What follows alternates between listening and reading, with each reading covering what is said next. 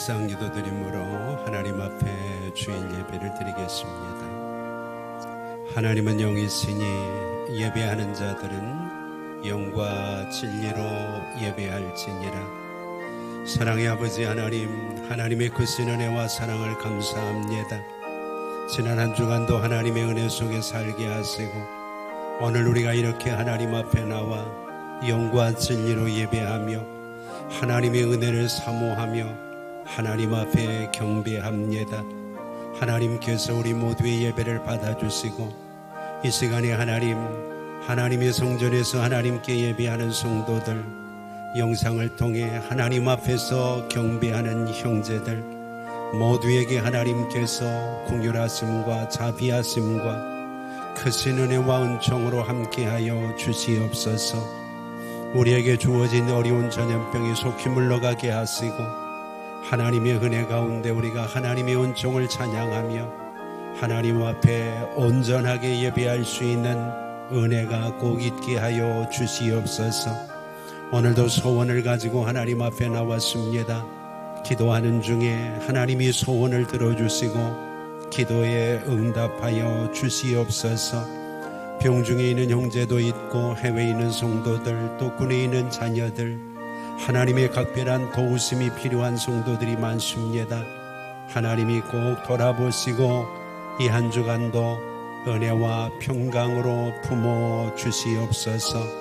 하나님께서 오늘도 우리 예배를 받으시고 우리 모두에게 크신 은혜와 은총으로 함께해 주실 줄 믿고 예수님의 이름으로 기도하옵나이다. 아멘.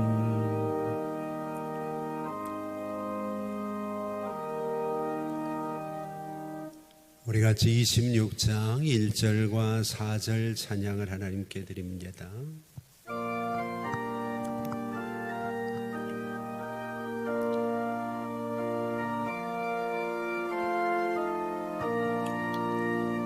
구세주를 아는 이들 찬송하고 찬송하세.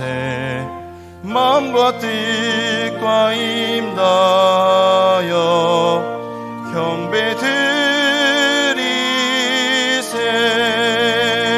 진리 되신 우리 주는 영원토록 변함없네.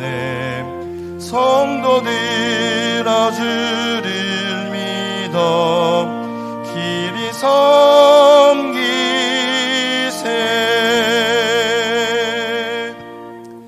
우리 같이 사도신경으로 우리 신앙을 하나님께 고백합니다. 나는 전능하신 아버지 하나님 천지의 창조주를 믿습니다. 나는 그의 유일하신 아들 우리 주 예수 그리스도를 믿습니다. 그는 성령으로 잉태되어 동정녀 마리아에게서 나시고 본디오 빌라도에게 고난을 받아 십자가에 못 박혀 죽으시고 장사된 지 사흘 만에 죽은 자 가운데서 다시 살아나셨으며 하늘에 오르시어 전능하신 아버지 하나님 우편에 앉아 계시다가 거기로부터 살아있는 자와 죽은 자를 심판하러 오십니다. 나는 성령을 믿으며 거룩한 공교회와 성도의 교제와 죄를 용서받는 것과 몸의 부활과 영생을 믿습니다. 아멘. 우리 같이 435장 3절 찬양 드리면서 봉헌하겠습니다.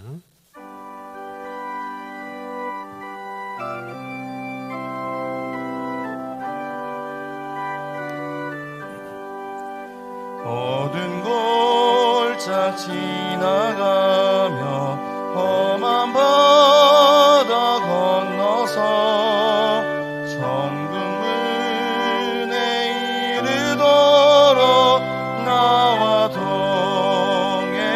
동행하소서.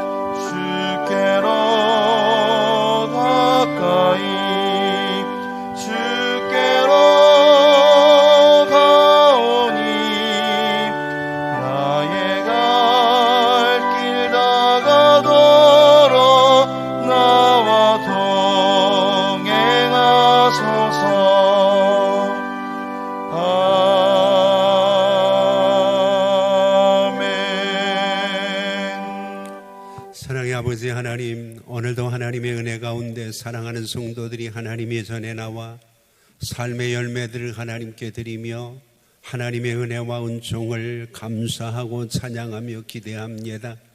아버지 하나님, 이 시간 우리의 정성을 하나님이 꼭 받아주시고 하나님의 은혜와 은총과 약속하신 복으로 꼭 함께 해주시기를 소원합니다. 아버지 하나님, 11조를 드리는 성도들의 일터와 그들의 직장과 가정에 은혜와 복을 주셔서 하나님께서 약속하신 대로 성도들의 가정에 넘치는 은혜와 하나님이 주시는 복으로 인하여 주변의 많은 사람들을 도울 수 있고 선한 일을 감당하며 주변에 있는 사람들이 부러워할 수 있는 믿음의 가정으로 세워주시고, 하나님 특별히 어려운 시기, 경제적으로 참 힘든 시기를 지나가고 있습니다. 온전한 11조를 드리는 성도들의 일터를 견고하게 하셔서 흔들리지 않게 하시고 하나님께서 붙들어 주심으로 하나님의 역사와 축복을 간증할 수 있도록 하나님이 이 어려운 시기를 꼭 붙들어 주시고 가정의 각별한 건강으로 역사하여 주셔서 성도들의 가정에 쓸데없는 금전지출이 없도록 하나님께서 막아주시고 지켜주시옵소서. 하나님의 은혜에 감사하는 마음들을 꼭 기억하여 주시고 하나님께서 하나님의 귀한 축복의 통로로 저들을 사용하여 주시옵시고 하나님께서 함께 하심으로 인하여 막혔던 일들이 풀려지고 하나님이 더하여 주시는 복으로 많은 사람들에게 하나님이 역사하심을 보여줄 수 있도록 인도하여 주시옵소서. 아버지 하나님, 선한 목적을 가지고 선교하며 구제하며 다양한 헌신을 통해 하나님께 봉사하고 헌신하는 믿음의 동역자들을 축복해 주시고 오늘도 하나님께서 하나님의 은혜와 하나님의 은총과 복으로 함께하여 주셔서 소원은 이루어지고 기도는 응답되고 그들이 가지고 있는 선한 마음들은 믿음의 역사, 사랑의 수고, 소망의 인내 속에서 꼭 열매를 거둘 수 있도록 인도하여 주시옵소서. 오늘도 주일 헌금 드리며 하나님 앞에 성면을 드리며 일용할 양식으로 헌신하는 동역자들을 하나님께서 일일이 기억하여 주시고 갚으시고 채우시고 은혜와 복으로 함께하여 주시옵소서.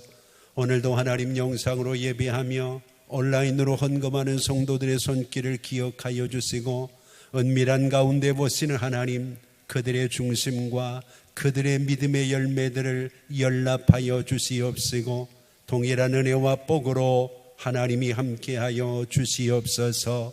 오늘도 우리의 정성을 하나님이 받으시고 우리 모두에게 크신 은혜와 복으로 함께하여 주시기를 간절히 소망하오며 예수님의 이름으로 축복하며 기도하옵나이다. 아멘.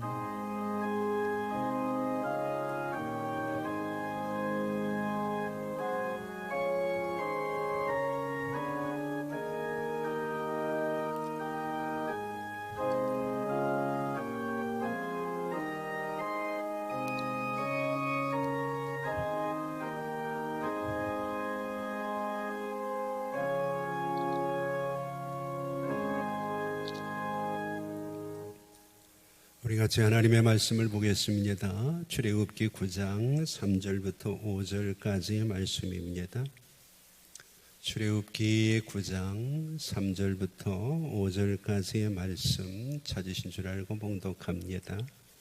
여호와의 손이 들에 있는 네 가축 곧 말과 나귀와 낙타와 소와 양에게 더하리니 심한 돌림병이 있을 것이며 여호와가 이스라엘의 가축과 애굽의 가축을 구별하리니 이스라엘 자손에게 속한 것은 하나도 죽지 아니하리라 하셨다 하라 하시고 여호와께서 기한을 정하여 이르시되 여호와가 내일 이 땅에서 이 일을 행하리라 하시더니 아멘. 오늘도 하나님의 크신 은혜와 하나님의 귀한 복이 하나님의 은혜를 사모하고 하나님의 성전에서 하나님의 은총을 기대하는 여러분 모두에게 꼭 함께 하시기를 주의 이름으로 축복합니다. 오늘 본문에서 우리가 함께 은혜를 나누려고 하는 부분은 여호와의 손이라고 하는 말입니다. 모든 역사가 하나님으로부터 비롯되지만 특별히 오늘 본문은 여호와의 손이 이 모든 일들을 행하고 주관하고 있다고 우리에게 가르쳐 줍니다. 우리가 쉽게 이야기를 하면 모든 것이 하나님의 손 안에 있다는 얘기죠. 성경을 보면 여호와의 손이라는 말이 17번 등장을 합니다. 그런데 그 17번 중에서 가장 먼저 등장하는 여호와의 손이 오늘 본문입니다. 오늘 처음으로 하나님은 여호와의 손길을 우리에게 소개를 하고 있는 거죠. 여호와의 손이 미치게 되니까 심한 돌림병이 애굽 전 지역에 확산이 됩니다. 그런데 중요한 것은 그 돌림병 가운데도 애굽 사람들에게 속한 것들은 병으로 죽어가지만 성경은 이스라엘에 속한 것들은 하나도 상하지 않았다고 얘기를 합니다. 그래서 우리가 읽은 성경을 보면 하나님께서 4절 말씀에 그렇게 얘기하죠. 이스라엘의 가축과 애굽의 가축을 구별하리니 이스라엘 자손에게 속한 것은 하나도 죽지 아니하리라, 그렇게 말씀을 하십니다. 그리고 정말 바로가 확인을 해보니까 7절 말씀을 보세요. 바로가 사람을 보내어서 모든 것을 살펴보니까 이스라엘의 가축은 하나도 죽지 아니하였더라, 그렇게 얘기합니다. 하나님께서 말씀하신 그대로 하나님께서는 구별되어진 자손들에게 하나님의 역사와 섭리들을 경험하게 하시는 것을 우리는 바라봅니다. 오늘 우리도 코로나라고 하는 아주 심한 돌림병 앞에 서 있습니다. 오늘 하나님 앞에서 본문의 여호와의 손이 우리에게도 동일하게 임할 수 있기를 바라고, 그런 것들을 우리의 신앙 속에서, 삶 속에서 우리가 경험할 수 있는 은총이 꼭 있기를 원합니다. 이제까지 우리가 하나님의 역사를 보면 첫 번째, 두 번째, 세 번째, 네 번째 계속해서 하나님께서는 하나님의 심판과 징계를 이루어 가시는데, 애굽 사람들을 중심으로 해서 그들이 섬기던 우상들을 하나하나 정리하면서 그들의 삶을 참 불편하게 만들었습니다. 그런데 이제 오늘 본문에 나와 있는 5번째 이 사건부터는 그들의 삶이 불편해지는 것으로 끝나지 않고 그들의 소중한 것들을 잃어버리게 되고, 가축이지만 그들의 생명이 어려움을 당하게 되어지는 안타까운 일들을 보게 됩니다. 이제 구체적으로 하나님이 소중한 것들, 그리고 그들의 생명까지도 위협하고 어렵게 하시는 것을 보게 되죠. 이런 것들은 앞으로 시간이 지나갈수록 점점 더 그들을 옥죄고 있는 것을 우리가 살펴보게 됩니다. 오늘 하나님의 역사는 이제 직접적으로, 구체적으로, 집중적으로 그들에게 나타나고 있는 거죠. 그럼에도 불구하고 하나님께서는 모든 가축, 모든 사람에게 돌림병이 있을 것이라고 얘기하지 않고, 본문에 보면 구체적으로 하나님께서 돌림병의 어려움을 당하게 되는 가축들을 하나님이 일일이 열거를 하고 계십니다. 3절을 한번 보세요.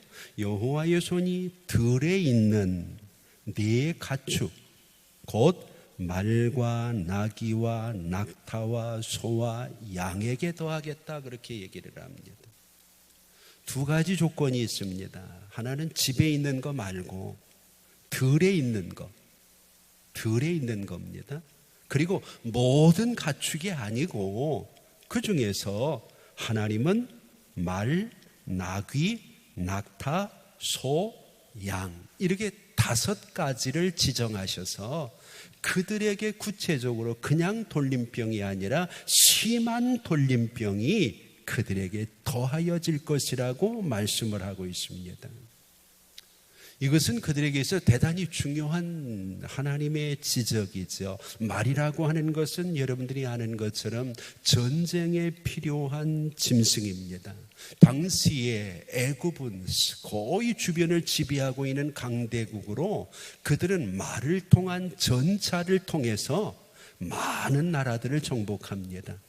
그래서 마지막 이스라엘 백성들이 홍해를 건널 때에도 그들은 말을 앞세우고 전차를 몰고 그 홍해 속으로 이스라엘 백성들을 뒤쫓는 것을 보죠. 쉽게 얘기하면 하나님이 군사력을 약화시키겠다는 얘기죠. 두 번째로 지적하는 건 뭔가요? 말과 함께 나귀. 이것은 물건을 운송하는 겁니다. 경제적인 수단입니다.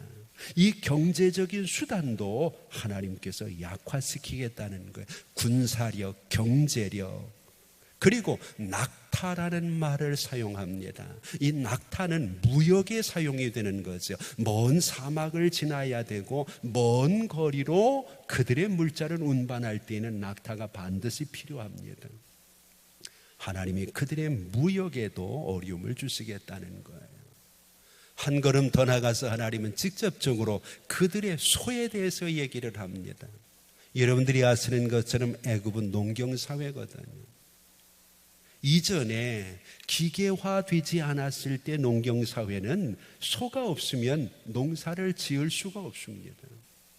그들의 농경사회를 약화시키는 거죠. 한 걸음 더 나가서 하나님은 한 가지를 더 묶어주십니다. 그것이 양이라는 겁니다. 양은 그들에게 의복을 제공할 뿐 아니라 고기와 여러 가지 우유를 그들에게 제공하므로 그들의 식생활과 의식주를 담당하는 중요한 가축이거든요. 하나님께서 군사력부터 시작을 해서 경제력, 무역업, 그리고 농경사회, 그들의 산업 기반들을 하나하나 하나님 여호와의 손이 구체적으로 간섭하여 어려움을 주고 있는 거죠. 오늘 하나님은요, 무조건적으로 범죄한 사람들에게 하나님이 심판하시고 판단하시지 않는다는 겁니다. 당시에 애굽이라고 하는 사람들은 이 가축을 대단히 소중하게 여깁니다. 그래서 그들은 암소 머리를 하고 있는 우상이 있어요. 하토르라고 하는 우상입니다. 그리고 여러분들이 잘 아시는 많은 사람들에게 뇌리에 박혀있는 아피스라고 하는 황소 머리를 하고 있는 소의 우상이 있습니다. 이 아피스라는 말은 오늘 우리의 주변에도 많이 사용되고 심지어 어느 필기구 회사에서는 그 이름을 그대로 사용을 하기도 했죠. 하나님께서 오늘 그들의 가축을 심판하시는 이유는 바로 그들이 섬기고 있는 하토르 그리고 아피스라고 하는 이것들을 중심으로 한 우상들을 하나님께서 지금 어렵게 하고 계시는 것을 우리는 바라보게 되죠. 이 모든 것들의 시작은 여호와의 손이라는 겁니다. 오늘 애굽 사람들은 가축이 많은 것이 그들의 부유함이라고 생각을 했고, 말이 많으면 전쟁에서 이길 수 있고, 낙이나 낙타가 많으면 무역에서 승리할 수 있고, 소와 양이 많으면 농사를 짓고 그들의 산업을 일으키는데 아주 대단히 중요한 역할을 하고 있다고 생각을 했습니다. 그래서 그것이 많으면 국력이고, 그것이 많은 것이 부강한 것이고, 그것을 많이 누리기 위해 그들은 그것들을 섬기는 신들을 만들었던 거죠. 그런데 오늘 하나님이 반대되는 얘기를 하시는 겁니다. 가축이 너희를 부강하게 하는 것이 아니라 여호와의 손이 너희를 부강하게 하는 것이라고요.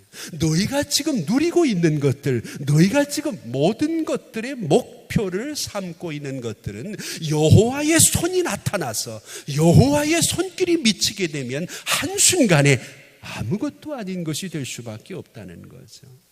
오늘 여러분들을 부강하게 만들고 평안하게 만들고 행복하게 만드는 것이 무엇이라고 생각하시나요?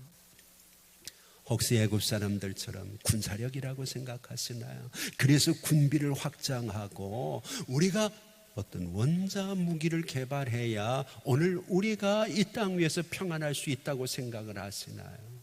무역을 잘하고 경제 수지가 좋아져야만 우리가 더 행복할 수 있다고 생각하나요? 금년의 농사가 풍년이 들면 오늘 우리의 삶은 더 윤택하고 풍성하고 행복할 것이라고 생각하나요? 성경은 오늘 우리에게 한 가지 고정관념을 바꾸는 겁니다. 이 모든 것들을 쥐고 있고 이 모든 것들을 감싸 안고 있는 것은 여호와의 손이라는 겁니다. 그 손이 오늘 우리에게 심판의 손으로 다가오게 되면 애굽처럼 그 많은 것들이 한순간에 무너질 수 있고, 그것이 보호의 손으로 우리에게 다가오면 우리가 누리는 것이 3절의 이스라엘처럼 하나도 상하지 않는 놀라운 은혜가 있다는 것을 우리가 기억해야 될 겁니다. 이런 문화 속에 이스라엘 백성들이 오랫동안 살다 보니까 여러분들이 아시는 것처럼 이스라엘 백성들이 홍해를 건너 광야에 나왔잖아요. 근데 갑자기 그들을 인도하고 있던 모세가 하나님의 계명을 받기 위해 시내산으로 올라가 버렸어요. 그 이스라엘 백성들이 당황을 했잖아요. 그래서 그들이 뭘 만들었죠? 바로 이 하토르와 아피스라고 하는 송아지를 만든 거예요. 그리고 그것이 그들의 신이라고 얘기하는 거예요. 오늘 우리의 자녀들에게 뭘 보여주고 우리의 자녀들에게 뭘 물려주느냐? 군사력, 경제력, 산업 기반, 우리가 가지고 있는 어떤 특정한 것들이 마치 가장 가치가 있는 것처럼 우리의 자손들의 가치관 속에 심어주면 그들이 다음 세대에 어려움을 당할 때에는 그것이 떠오르게 된다는 거죠.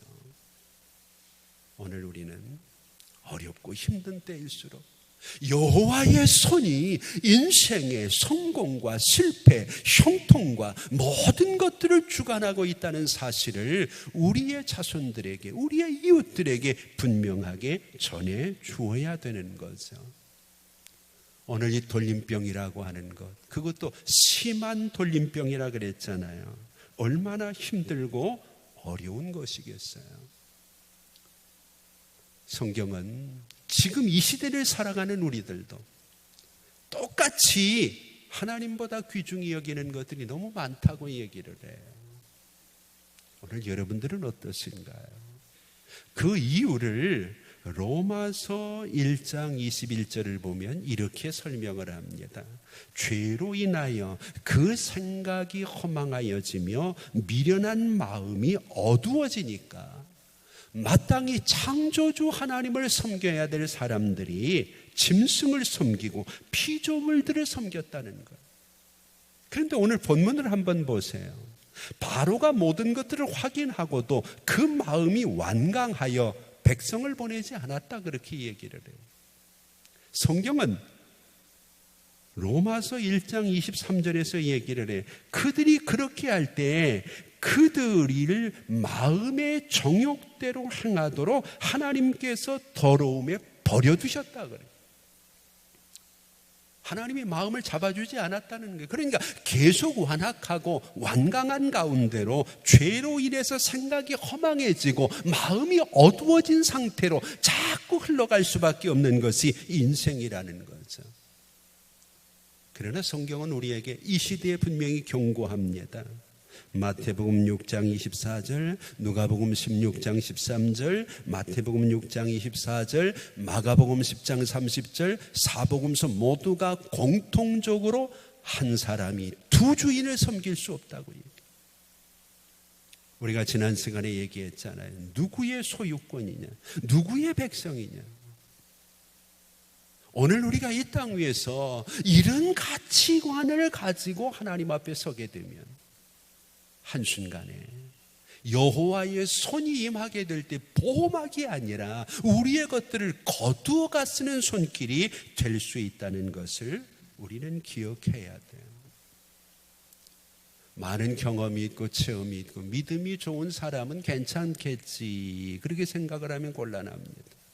우리가 민수기를 보면 민수기 14장 22절에 이스라엘 백성들을 하나님이 설명하면서 그들이 광야에 나와서 10번이나 나를 반역했다고 얘기를 해요. 10번이라는 말은 꼭 숫자적으로 10번이 아니라 반복했다는 게 늘 일상이 하나님을 반역하고 하나님을 원망하는 삶이었다는 거죠. 그러나 하나님은 그 중에도 갈렙이라는 사람은 온전히 하나님을 쫓았기 때문에 내가 이 사람만 가나안에 들여보내겠다고 얘기해요. 얼마나 무서운 얘기인가요?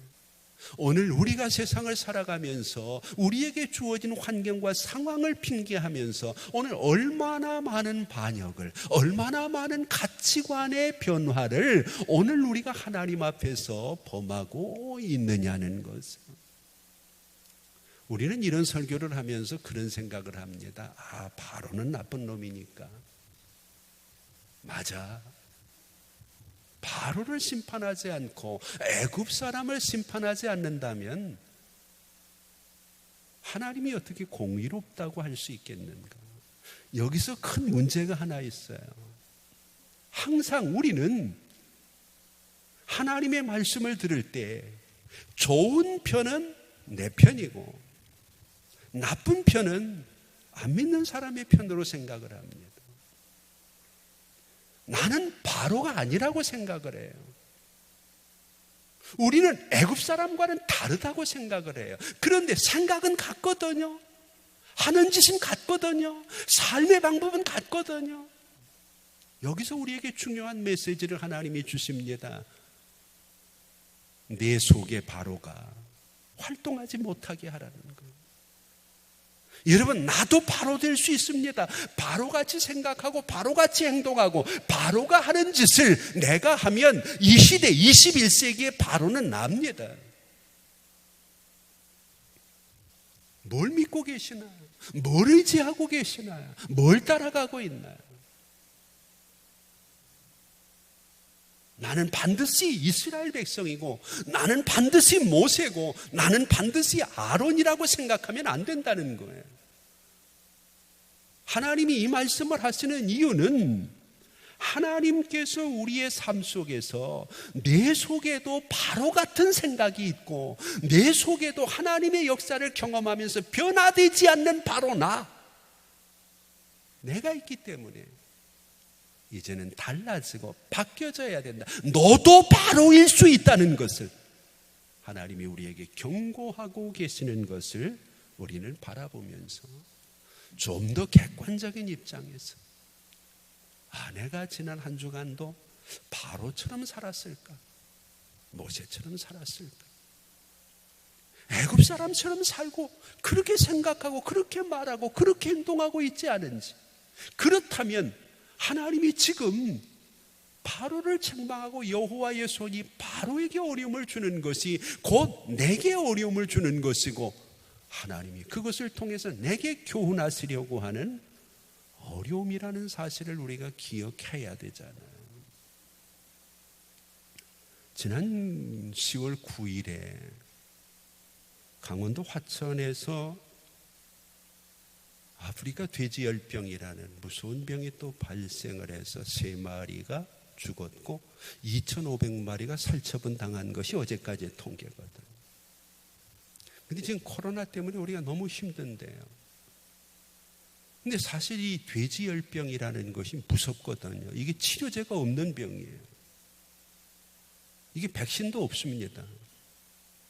그리고 무려 돼지열병은요, 치사율이 100%예요.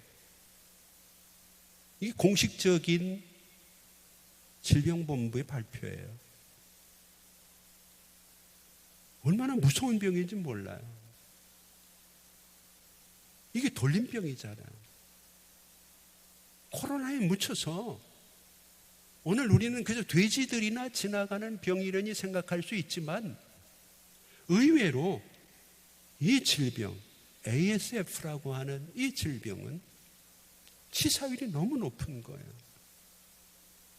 이걸 위해서 전국적으로 이동 제한을 하고 통제를 하고 멧돼지들이 설악산을 통해서 태백산 줄기로 퍼지게 되면 전국으로 퍼지게 되니까 지금 당국에서는 엄청 비상이죠. 오늘 우리는 이런 것들이 더 심해지지 않도록 기도해야 되고, 왜 자꾸 이런 것들이 겹치는지 안타까운 마음으로 깨어 있어야 되고, 코로나가 좀 줄어들었다고 오늘 우리가 방심하고 안일함에 빠져 있을 수만 있다는 거죠. 오늘 본문에서도 하나님은 심한 돌림병이라 그러잖아요. 그냥 돌림병은 전에도 있었어요. 그런데 이것이 여호와의 손이 임하게 돼 심해지는 것, 이 심해지는 것들, 바로가 바로됨을 막으려고 하는 하나님의 은혜 아닌가요? 오늘 여러분 더 나라를 위해서 기도해야 되고요. 지금 코로나 바이러스도 잠시 주춤하지만 통계적으로 보면 온도가 내려가면, 날씨가 추워지면 더 강해진다 그러잖아요. 조심해야 되고요. 기도해야 되고요. 여호와의 손이 막아주시기를 하나님 앞에 우리가 온전하게 간구하면서, 오늘 본문에 나와 있는 7절의 바로처럼 자꾸만 이런 일을 겪으면서도 우리의 마음이 완강해지고 하나님의 뜻과 하나님의 섭리를 생각지 않고 그저 우리가 신앙의 안일함 속에, 편안함 속에, 익숙함 속에 빠져 있어 버리면 하나님의 손이 우리를 도울 수 없잖아요.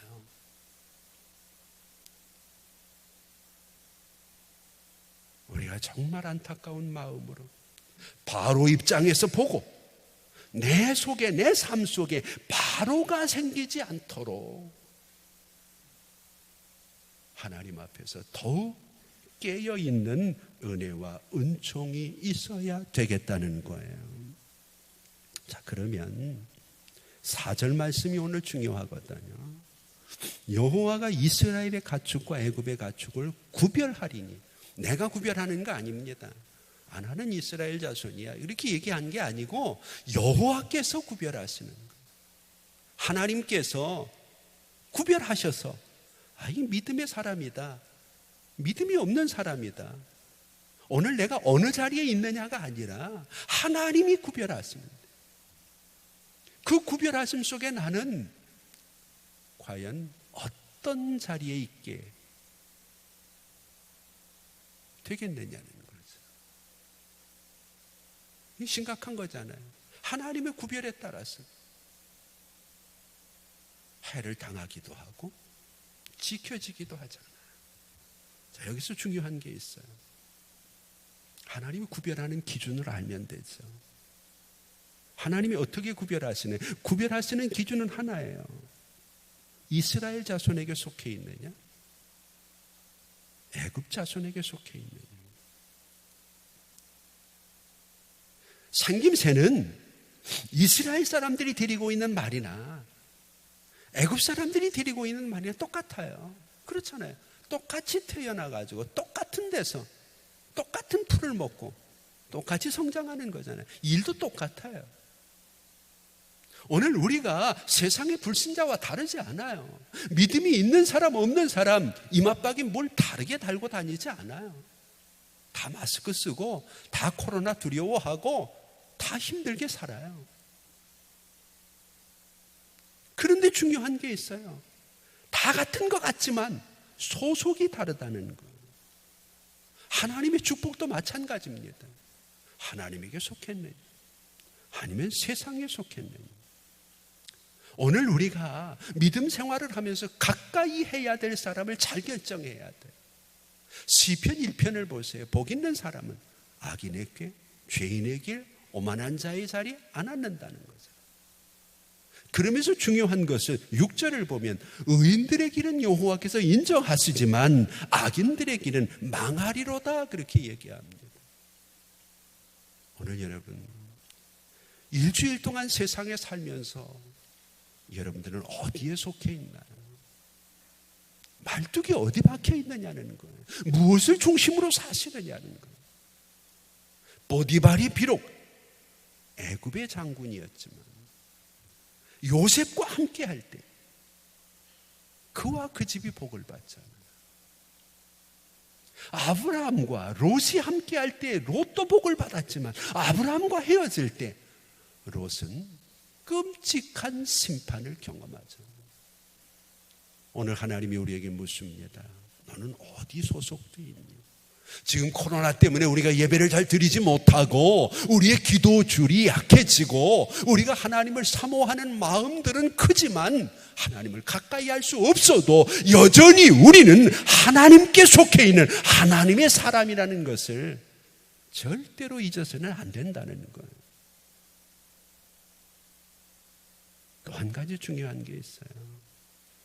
우리가 어디에 소속되어 있느냐와 함께 뭘 하느냐가 중요합니다. 오늘 본문에서 하나님은 바로를 향해서, 모세를 향해서 똑같은 하나님의 메시지를 줍니다. 그런데 9장을 다시 볼까요? 9장 7절을 보면 바로가 사람을 보내어 봤어요. 그러나 자기가 보고 확인하고 경험하고 그랬는데 애굽의 가축들은 모두 죽었는데 이스라엘에 속한 가족들은 안 죽은 거예요. 그러면 대개 이쯤 되면 우리는 어떻게 해야 될까요? 하나님의 말씀을 따라야 되겠지. 오늘 여러분, 내가 하나님께 속했느냐 하나님께 속하지 않았느냐 구별할 수 있는 유일한 시금석이 순종이라는 거예요. 순종. 내가 지금도 순종하고 있고 순종하려는 마음을 가지고 있고 순종하려고 애쓴다면 여러분들의 소속은 애굽이 아니라는 거예요. 그냥 세상에서 한마디 듣고 세상 사람들이 어떤 이야기를 하고 세상의 가치관이 어떻게 돌아가면 내가 거기에 휩쓸려 돌아가면 여러분들의 소속은 어쩌면 세상일 수밖에 없다는 거죠. 미안하지만 그러면 어떻게 되겠어요? 우리가 신명기 28장 너무 중요하잖아요. 신명기 28장은 우리에게 해야 될 일을 분명히 지적을 하고 있어요. 1절부터 6절까지 보면 말씀에 순종을 하면 복을 받는다는 거예요. 거기서 중요한 것이 내 하나님 여호와의 말씀을 내 하나님, 내 하나님, 내 하나님이라는 말을 반복해서 써요. 순종은 하나님이 내 하나님이 돼야만 할 수 있는 행동이에요. 그러면 하나님이 내 하나님이 된다면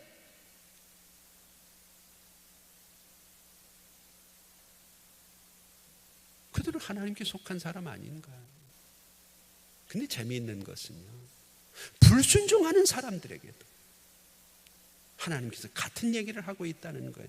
신명기 28장 15절을 보면 내가 만일 내 하나님의 여호와의 말씀을 순종하지 아니하면 소속은 하나님인데 하나님에게 속했는데 순종을 안 한다는 거예요. 그러면 하나님께서 복을 안 주겠다고 얘기하지 않고 저주를 하겠다고 얘기해요. 이게 우리에게 문제가 되는 거예요. 같은 하나님인데 성경은 불순종하는 자들에게 그냥 하나님이라고 말하지 않아요. 내 하나님이라고 얘기해요. 오늘 우리는 누구나 교회 나오건 안 나오건 하나님을 내 하나님이라고 믿는 사람 많아요. 그런데 삶은 불순종하거든. 기도하자 그래 기도 안 해요. 겸손하게 살자 겸손하지 않아요. 내 하나님이라는 고백을 하면서도 불순종할 수 있다는 거예요. 그래서 마태복음 7장을 보면 어리석은 사람도 하나님의 말씀을 들어요. 근데 깨달음이 없어요. 실천이 안 되는 거예요. 오늘 여러분들은 어떤가요? 매주 그나마 우리가 붙들 수 있는 하나님의 메시지가 이거잖아요. 그래도 직접 나와서 함께 은혜를 나누는 여러분들은 감동이 좀 더하겠죠. 영상을 통해서 하시는 분들은 물론 지금 우리처럼 집중해서 하는 사람도 있지만 뭐 이것저것 하면서 할 수도 있고요. 그러면 하나님은 내 하나님인데 내 삶은 하나님의 말씀에 순종하는 것과 다르게 갈 수 있으니까 결과적으로 소속이 의심스러워지는 거죠. 출애굽기 20장 4절을 보면은요, 사탄의 속성 중에 하나가 하나님의 말씀에 우리를 복종시키지 않는다는 거예요. 어떻게 해서든지 하나님의 말씀에 복종하지 못하도록 우리의 삶을 흔들고 어렵게 할 수 있다는 거죠. 자, 이제 마지막 결론입니다. 하나님이 하나님께 소속돼서 하나님의 말씀에 순종하는 사람들에게 어떻게 보느냐에 대해서 묻고 계십니다. 같은 재앙입니다. 같은 어려움입니다. 그런데 그것을 믿음의 눈으로 보느냐 아니면 의심의 눈으로 보느냐, 여기에 따라서 바로가 될 수 있고 모세가 될 수 있다는 거예요. 무엇을 보느냐는 중요하지 않아요. 우리는 자꾸 어려움 속에서 하나님만 보려고 합니다. 근데 우리 눈은 눈앞에 있는 것을 보게 돼 있어요. 여러분, 성도라고 고난이 비껴가지 않잖아요. 성도라고 코로나가 피해가지 않잖아요. 우리는 같은 것을 봐요. 같은 것을 느껴요. 그런데 무엇을 보느냐가 중요한 게 아니고 그 같은 환난과 고난을 어떻게 보느냐, 믿음의 눈으로 보느냐. 믿음의 눈으로 보면 베드로처럼 걸어갈 수 있는 거예요. 모세는 하나님께 속한 것뿐 아니라 하나님의 말씀에 순종하는 것뿐 아니라 하나님 역사를 믿고 기다리는 것을 우리는 바라보게 됩니다. 여러분, 우리가 신앙생활을 하다 보면 하나님은 다 자신을 드러내지 않아요. 그래서 희망의 선지자라고 하는 이사야 선지자도 이사야서 45장 15절에 보면 이렇게 아주 유명한 얘기를 했어요. 구원자 이스라엘의 하나님이요, 진실로 주는 스스로 숨어 계신 주신이다. 스스로 숨어 계신. 그래서 이사야 선지자의 신학을 연구하면 사람들은 숨어 계신 하나님을 찾아야 된다. 내 가정에 숨어 계신 하나님, 내 사업에 숨어 계신 하나님, 내 인생에 숨어 계신 하나님. 이 코로나의 위협 속에서 그렇게 부르짖고 고통당하고 어려움 속에 하나님께 간구하는데도 여전히 침묵하시고 숨어 계신 하나님을 내가 믿음의 눈으로 볼 수 있어야 어려움을 이길 수가 있다는 겁니다. 좀 전에도 말씀드렸죠. 이제까지 이스라엘 백성들에게, 애굽 사람들에게 주어진 재앙은 불편하게 하는 것들입니다. 생활을 불편하게 하는 것. 그러나 이제 주어지는 재앙은 손해보게 하는 겁니다. 가축이지만 생명을 빼앗는 겁니다. 다음 주 얘기는 더 무섭습니다. 이제 하나님이 사람의 생명에 손을 대십니다. 이게 우연한 사건이 아닙니다. 오늘 우리에게 주어지는 어려움도 작은 어려움에서 끝나지 못하며 여호와께 속하지 못하고 그 말씀에 순종하지 못하고 같은 사건과 상황 속에서 늘 불신앙의 눈으로 그것을 바라보게 된다면 우리에게 주어지는 어려움은 더 심해질 수밖에 없다는 것이 이 사건들을 통해서 우리에게 주는 교훈 아니겠습니까? 언젠가 여러분들에게 말씀을 드렸습니다. 지금 이것은 전쟁이라고요. 바로와 하나님의 전쟁입니다.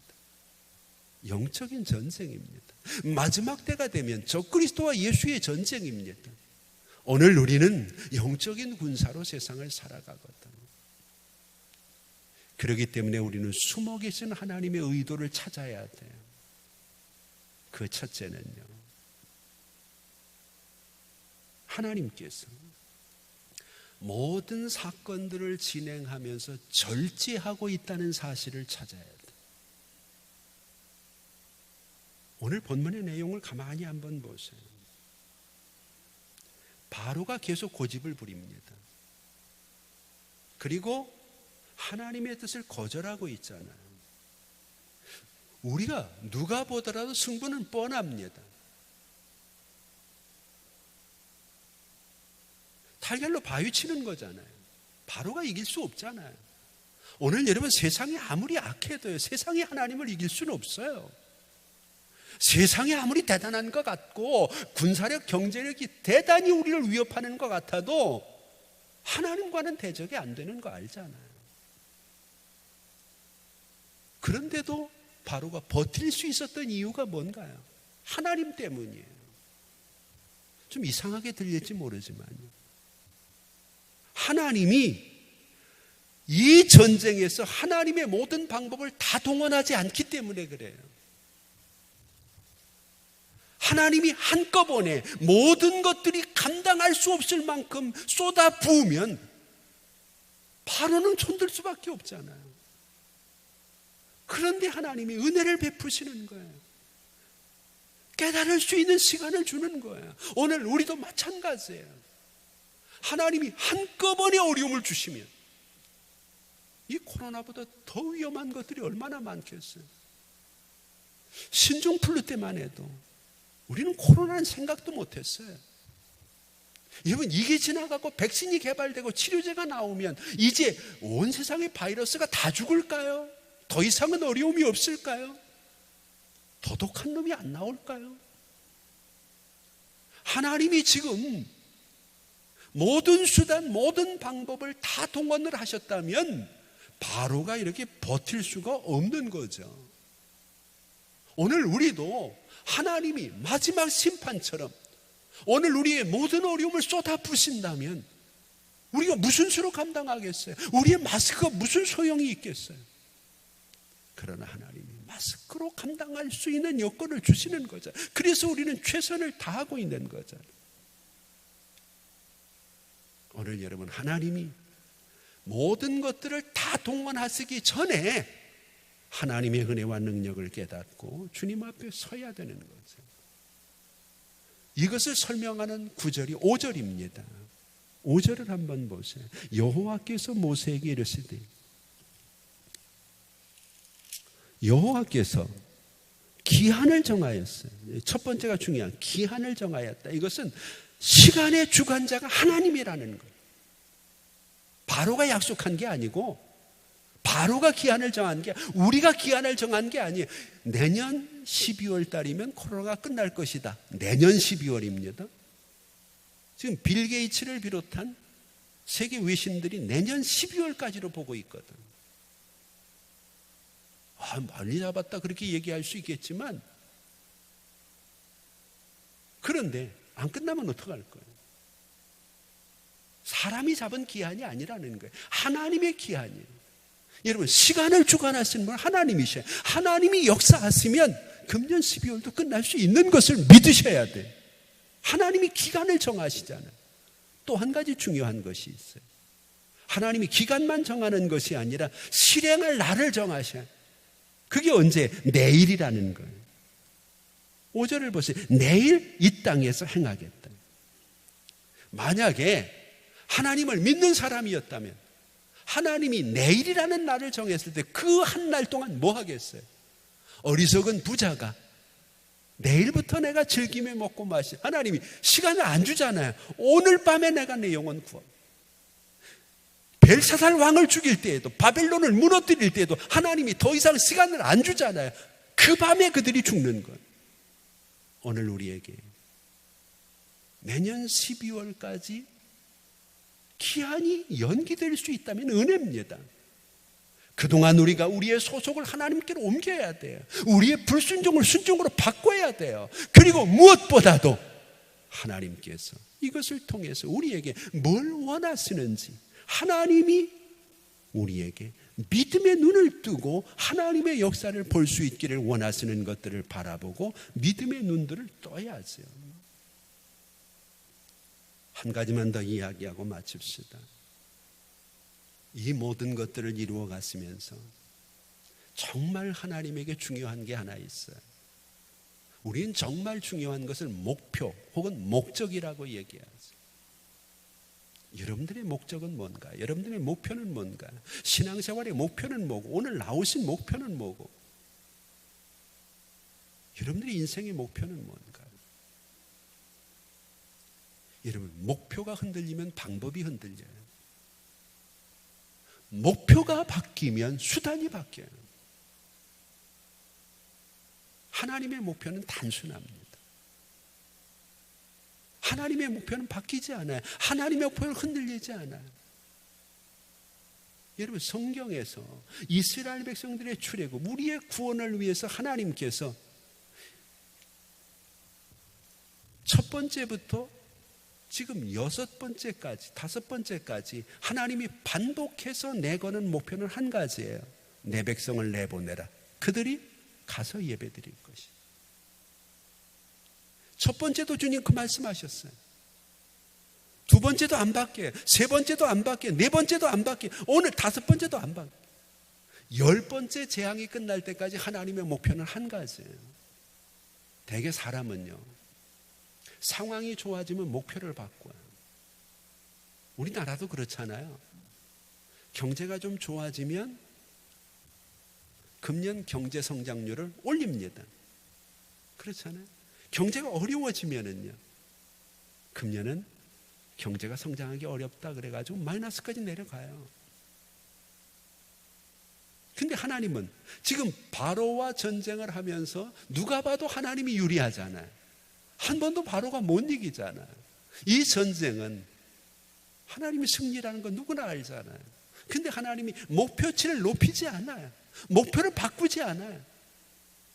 하나님이 오늘 못나고 부족하고 어리석지만 여러분들을, 이 교회를 하나님이 선택하셨을 때 하나님이 상황이 달라졌다고 여러분들을, 하나님의 교회를 바꾸지 않는다는 것. 하나님은 그 목표를 단순화하고 그 목표를 위해서 하나님은 모든 것들을 투자하고 있는 것들을 바라보게 되죠. 오늘 말씀을 통해서 우리 한번 다시 우리의 삶을 돌아봅시다. 고린도전서 10장 11절은 이 모든 일어난 일이 너희의 본보기가 되게 하려 함이라 그랬습니다. 중요한 것은 어려움이 있을 때마다 방법이 하나가 있었어요. 그 어려움을 피할 수 있는 방법. 바로에게서 나온 게 아니라 모세에게서 나왔어요. 모세가 기도했더니, 아론과 함께 하나님께 간구했더니 하나님이 어려움들을 풀어주시고 다음 단계로 넘어갑니다.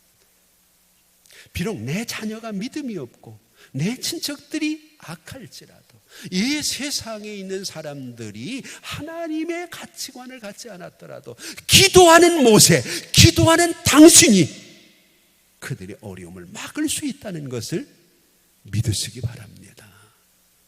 어려운 때일수록 여호와의 손이 필요합니다. 그 손이 임하는 성도들, 가정들, 우리 민족들, 세계 열방들 꼭 되기를 바라요. 여호와의 손이 오늘 소속을 구별하십니다. 여러분들은 어디에 속해 계시나요? 무엇을 하느냐고 묻습니다. 어렵다고 신앙 소홀히 하지 마세요. 어려움을 통해서 더 주님을 사모하고 매달려야죠. 어려움 속에 기도를 끄는 모세가 있으면 애굽이건 이스라엘이건 다 어려운 거예요. 그리고 하나님은 단순하게 역사하십니다. 우리도 순종하고 믿음의 눈으로 하나님을 바라보고 하나님 앞에 서면, 오늘 하나님이 우리에게 분명히 말씀하셨죠. 4절, 이스라엘 자손에게 속한 것은 하나도 죽지 아니하니라. 하나도. 그 하나도가 여러분들이 되기를 주의 이름으로 축복합니다. 기도하겠습니다. 이제는 우리 주 예수 그리스도의 은혜와 우리 아버지 하나님 극진하신 사랑하심과 성령님의 감화 감동 위로 교통하심이 오늘도 하나님의 전에서 모든 형통이 여호와의 손에 있음을 믿고 여호와의 손이 우리의 삶 속에 보호하고 지키시고 인도하심으로 꼭 나타나서 우리가 세상에 속한 사람이 아니라 하나님께 속한 사람, 무엇보다도 말씀에 순종하기 위해 애쓰고 수고하는 사람, 그리고 하나님께서 우리의 삶 속에서 주신 믿음을 가지고 같은 환난이고 고난이고 코로나의 위협이지만 믿음으로 바라보는 오늘도 절제하시며 한 가지 목표를 위해 애쓰시는 그 하나님을 보고 꼭 하나님 편에서 승리하기 원하는 우리 성도들 머리 위에, 이 민족들 위에, 세계 열방 많은 어려움을 당하고 있는 우리의 이웃들 위해 이제부터 영원토록 함께 있을지어다. 아멘. 아버지 주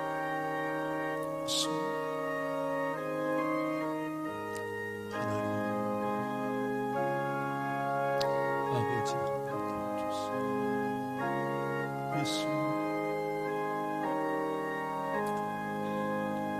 오늘도 하나님께 속한 여러분 모두에게 하나님 말씀에 순종하는 믿음들이 더해지기를 바라고, 믿음의 눈을 통해 우리에게 주어진 어려움들을 꼭 의심과 불신앙으로 보지 말고 고난 때문에 주께로 더 가까이 다가가서 하나님의 아름다우신 역사 안에 하나도 상하지 않는 은혜를 경험하는 한 주간이 꼭 되고, 모세가 없으면, 모세의 기도가 없으면 이스라엘도 어려움을 당할 수밖에 없습니다. 내가 하나님보다 더 귀하게 여기는 소중한 것들은 없는지 돌아보며 민족과 열방을 위해 기도로 깨어있는 한 주간이 꼭 되기를 바랍니다. 꼭 건강하고 또 건강하시기를 주의 이름으로 축복합니다. 아버지 하나님 감사합니다.